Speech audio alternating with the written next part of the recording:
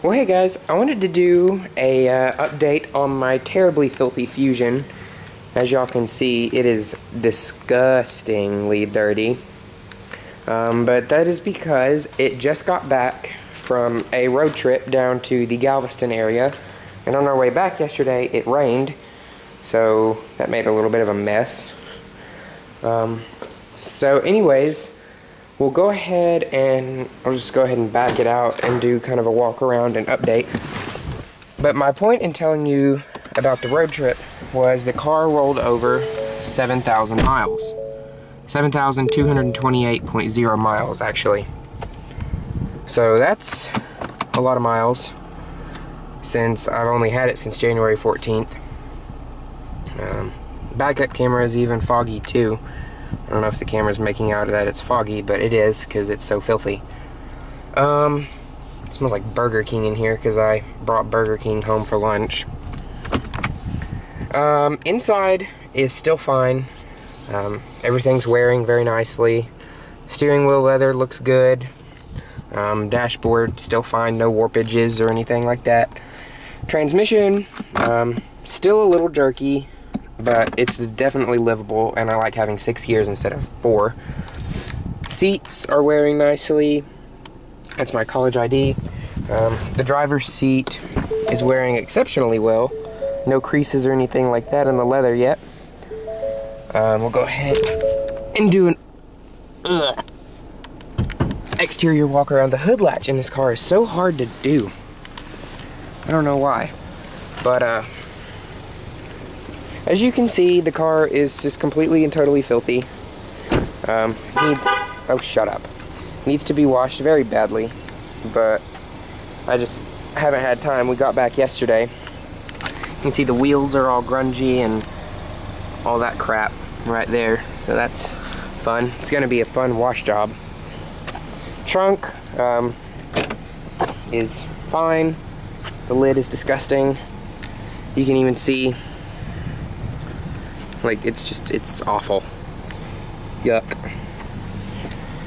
Spare tire is still down here. It's a ghetto little donut. I don't like donuts. I put this tire on the car one day and drove it, and it was, the steering just stopped working. But that's besides the point. Shut up.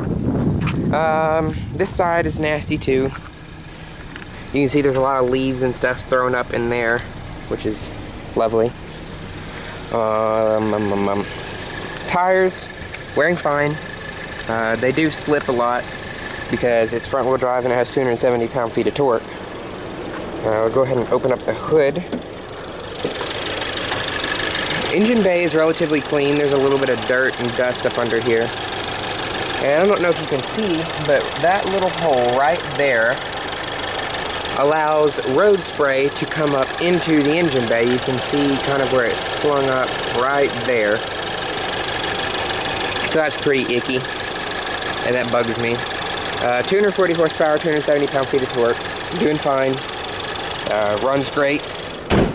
Yes, that was loud. I don't know if I mentioned this in my last video, but I did run into a wall. There was a retaining wall that was lower than the front of the car, and I couldn't see it.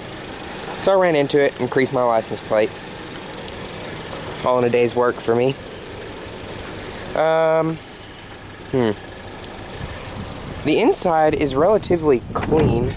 As you can see, it's got a little bit of gravel and some grass back here, but it's not bad.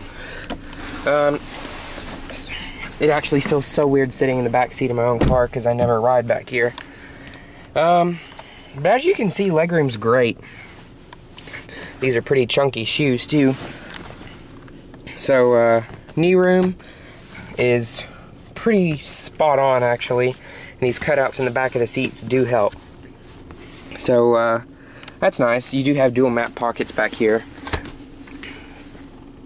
Foot room. My feet slide up under the seat, not lovely, very nicely, so that's good. Headroom, let me turn this around real fast and see what you can see. I'm like 5'11". If I'm leaned all the way back, my head hits the headrest before it hits the ceiling. So how the ceiling, as y'all can see, oops, you don't want to see my house. You can see how the ceiling is kind of scalloped back here, so that helps with leg room, or not leg room, but headroom. So let me turn this back around. And you have one interior light back here. I kind of wish you had two, but this car is small enough to where you don't really need two. So that's good.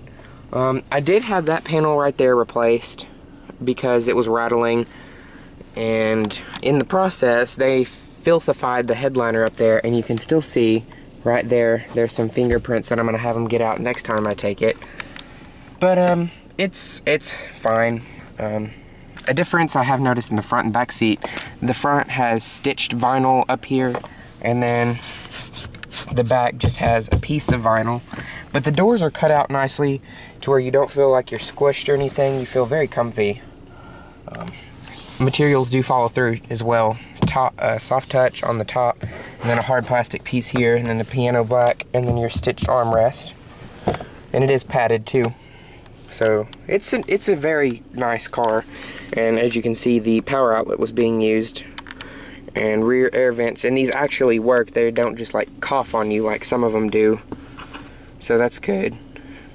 Somebody left trash in my car.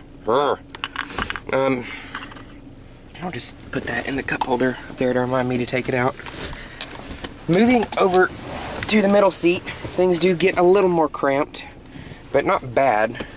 In order for me to fit my 11.5 feet, I have to either have them sideways like this and have my knees up like this, propped on the side, or I have to put them down here and do like that, but then that takes away from these passengers. So headroom in the middle is actually pretty good. I know I'm just kind of doing a back seat room review since I've never done one. And the rear headrest back here will pop up if you give me just a second. So you do get a middle row headrest, which is nice. So I like that. Good job, Ford there. Headliner again is cut out, and you're sitting right above the map light. You have oh-shoot handles on all 4 doors, and they are damped and the springs are hidden, so that's nice. And you have coat hooks back here, which is good. You can also see right there, there's some wrinkles in the headliner, which, I don't know if yeah, right there, you can see there's some wrinkles. So I don't know what happened there. I'm gonna try and see if they can do anything about that. I guarantee there's not, but whatever. And I did fail to mention that I have this seat in my driving position. Like I said, I'm about 5'11", 5'11 and a half. So, that's good. That you do have lots of room back here. You also have a little storage tray right here for maybe like a disc or something. And then a cup holder down there. And then the storage area does go back further here. So that's good. Let me put this headrest back down. And I even like how they continued the stitching all the way up here. The back headrests are a little small, but in other news, the back seats do fold down rather well, actually.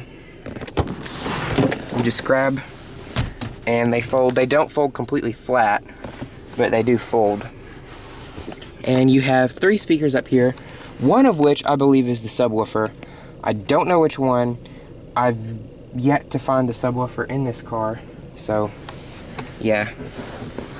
Which is unusual for me because I'm a music junkie. That's one of the other reasons I love this car, is because the stereo is so good.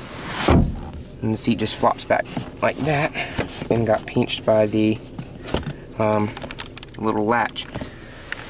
But anyways, I guess that's really pretty much it on the Fusion. There's nothing exciting. You can get kind of a dashboard view there, maybe. Oh, one last thing I would like to say about this car is thank you, Ford, for putting good cup holders in all 4 cup holders. These can hold big drinks, and the ones in front can hold massive drinks. The ones in the Jaguar, they're about this deep in the rear, and they're useless. I don't understand, like, why did why did Jaguar do that? But whatever. But anyways, that pretty much sums it up on the Fusion. I hope you guys have enjoyed my very impromptu video, and thanks for watching, and we'll catch you next time.